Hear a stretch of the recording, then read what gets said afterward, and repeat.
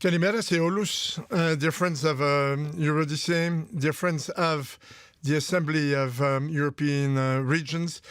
I would have obviously liked to be with you today in Larnaka to present this scheme. Unfortunately, I don't have enough time to travel for the moment, so I'm very happy and very grateful to the organizers to just give me a few minutes to present a new scheme.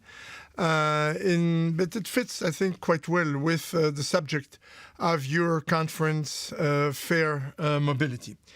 On the 14th of September, President Juncker, President of the Commission, announced during his State of the Union speech in Strasbourg the creation of a new scheme, which he called the European Solidarity Corps.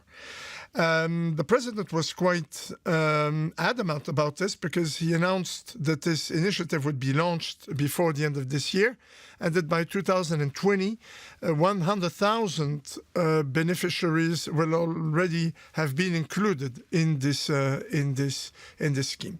What is this scheme all about, and how does it relate to your work on mobility? The scheme the idea came from actually a double origin. First of all, the fact that there are at present around 100 million people in Europe that are engaged in voluntary work. And secondly, it came also from the reaction of a lot of young people after the Brexit and saying, well, we would have liked to do something. We would like to do something for Europe. And the scheme, based very much on the values of the European Union, and particularly the solidarity element, gives and it's aimed to give at some moment to all Europeans, young Europeans from 17 to 30 years old, the opportunity to act for Europe and to engage in a solidarity experience.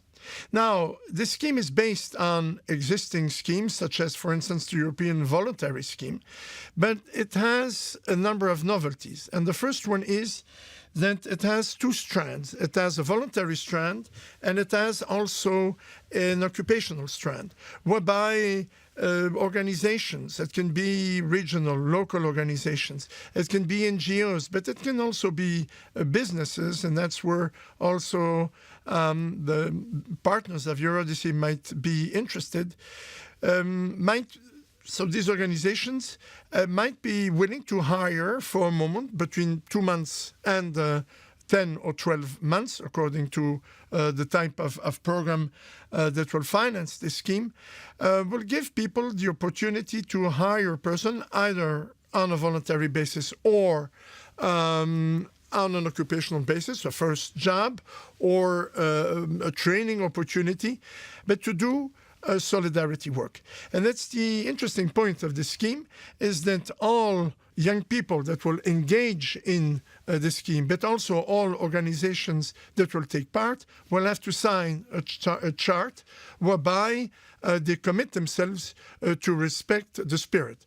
For the occupational side, obviously, this is a way to prevent from the outset people or organizations hiring people at low cost. So this is, I would say, the way in which a scheme will be established. Another originality of the scheme is that it does not imply necessarily a mobility experience like a lot of the EU programs, but young people will be able to do this experience either in another country or in their own member states.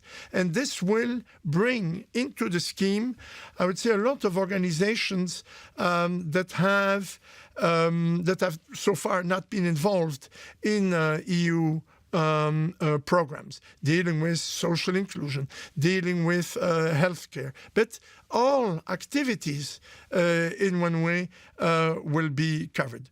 To give you just two short examples, in his State of the Union, President Juncker mentioned two examples: the refugee issue, so people that would like at one moment to help refugees in one manner or the other.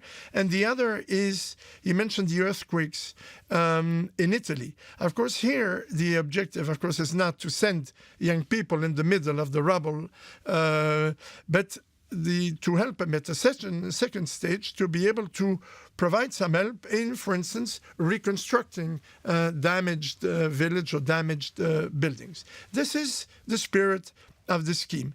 It will be launched on the 7th of December, and we will launch on the 7th of December a dedicated portal whereby young people will already be able to fill in their interest. On the other hand, as from January on, the organizations will be able to fill in. And this is a step-by-step project, meaning that by the spring of next year, we will have a full-fledged portal that will be working. It will be very much based on, in the beginning, on the youth portal, but very much under the Eurodyssey type of principle. There will be also matching opportunities. This is why it resembles Eurodyssey. And then in the second part of next year, we will have a full-fledged scheme with a proper legal base and a proper financial budgetary line as well. This is what I wanted to tell you today, just to announce the scheme, because I think it's very much also in the line of promoting mobility, promoting fair mobility, but also offering all young people an opportunity also to act for Europe. Thank you very much. Ça se fait para Poli. Thank you.